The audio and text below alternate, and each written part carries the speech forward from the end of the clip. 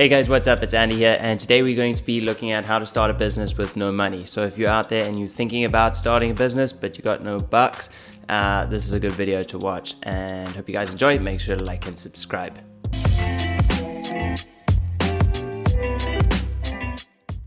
I wanted to do most of this video outside today just to bring some positive vibes, some energy, some sunny skies and stuff like that, but the weather's pretty average and it's windy, so I'm just going to do a little bit here and then I'm going to go back inside. So jumping in, there's different types of starting a business. I mainly do Bootstrap, which means you kind of rely on your own capital to get started, your sort of personal funds, or just what profits the business generates. So I've kind of always done that. I've never really had a large sum of money to start a business. I've just kind of started doing as small as I can, and then I just take the profits from that and then I reinvest it until I have a pool of money to do something. So that's called Bootstrap, and that's sort of what I mainly focus on and what I mainly do. But if you're looking to get external capital or external investment, maybe this isn't exactly the way or the approach to follow. So anyway, let's carry on inside. Back inside, right. So you guys are looking to start a business and you have no money to start that business. That's exactly where I was a number of years ago, and thankfully I took that leap, and now I get to travel, I get to do what I love, and I get to work with amazing people, amazing experiences. So it's really, guys, it's 100% worth it if you're thinking about it, and these tips should help you get started. So out the bat, tip number 1, start small. I know it seems really difficult to start small because you think it's not going to make that much money, and true. It's not going to make much money.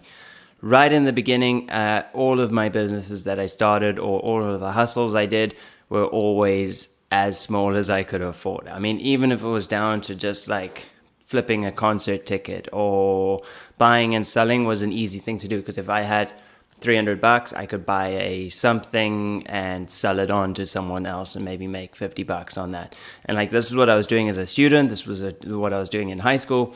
And it's really that was I was so limited in cash that's what I had to do. If I had to find something that was basically it. Start small and do it for a long time and you'll eventually get there. Right, so tip number 2 is get yourself one of these guys, a credit card. So do take this with a large amount of risk and caution. If you're going to do this, please make sure you're 100% sure you know what you're doing and you're careful and you're responsible. But when I started, I obviously didn't have the premium level credit card that I do now. I started with a student credit card, which was literally 200 Rand credit, because that's all I could get. And luckily ABSA was, I think, the only bank that was going to give me a credit card at the time. And they gave me $200, though that was not really much. It was something, and it allowed me to start building a record and a credit history.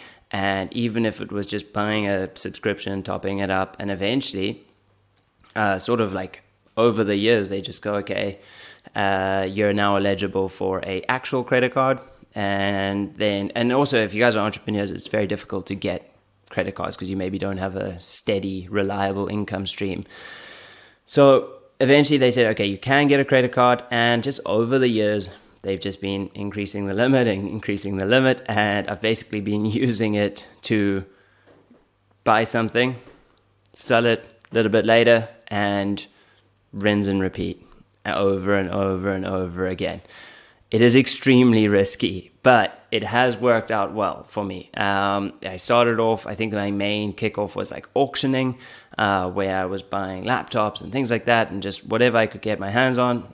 You swipe the credit card, and now you have sort of a window. Generally, it is about 55 days to pay it off. Interest free, so it doesn't even cost you anything. And I know that probably the banks, hopefully if they see this, don't mind me doing this, but that's essentially what I've been doing, and it's cost me nothing. It's not my money. I still didn't have the money, but I had access to that. So whenever a deal or an opportunity came up, I could just jump on that.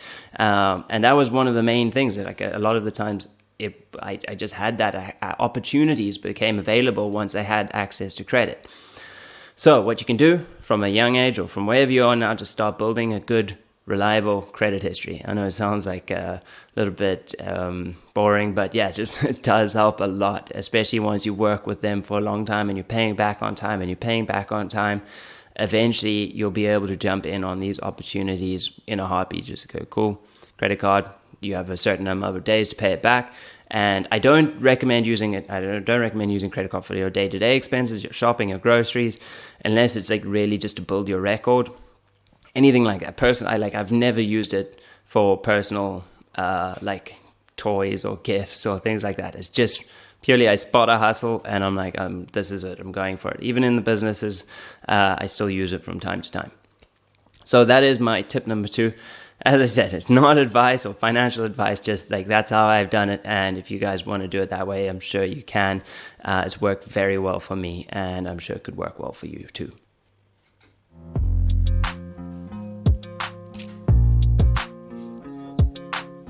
All right, and tip number 3. Tip number 3 is pretty straightforward. It's just perseverance. Across both of those, you need time to build up the capital. You need to be steady with your decisions if you are using credit or any type of borrowed capital. You need to make 100% sure every time that you're doing the right thing, even if it's a small margin. You do have to make sure you leave yourself a margin and within those time frames. So persevere. Make sure to not give up. Just keep going at it. Keep building that capital. Be disciplined with those profits. Make sure you don't spend them. And that's just about it. So guys, if you enjoyed this video today, make sure to like and subscribe. I'm Andy. I'm doing business tips and videos to help you get started in the business world. So make sure to stay tuned and I'll see you guys in another video.